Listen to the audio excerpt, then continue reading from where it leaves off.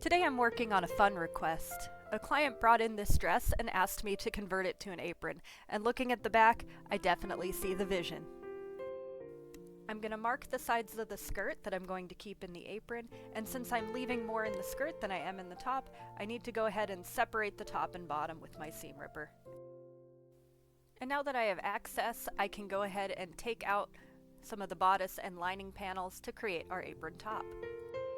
Now I'm really going to press those seam allowances under and see if I can get the outer and the lining to look nice before I top stitch.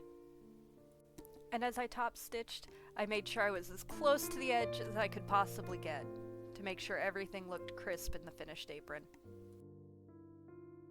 And now it's time to seam rip again. I need to separate the back halves of the skirt, so I'm taking out the center back seam. I also need to create straps for my apron skirt, so I'm going to do that by taking some fabric out of the center back, 5 inches on each side. I'm going to ignore the black fabric on the bottom hem for now, and just trim off what I need to make my straps. And these are the straps folded in half. I'm going to press them. I forgot to hit record when I actually sewed them, but don't worry, you'll see them again later. To make this into an apron, I had to undo some of the serged edges where the bodice and skirt connect, so I'm just putting that back in right now. And now we're going to give the straps a good press because it's time to actually attach them to this apron. And here we go. I'm just sewing them down raw edge to raw edge because this will be folded over shortly.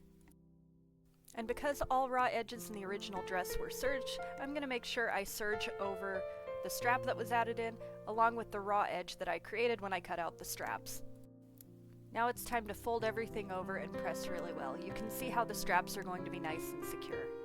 And then all I had to do was sew that edge down all the way down the length of the skirt over the straps. Now the last step is to cut off the excess hem facing. I left about 3/8 of an inch there so I could fold it over and make it fit. Now the apron goes under my machine for the last time. I'm just coming down, making sure I'm catching both the front and back hem facing.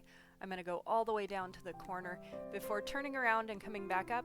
You can see that I do turn around because I did detach the hem from the skirt in some places, and I need to go back and make sure to re-secure that.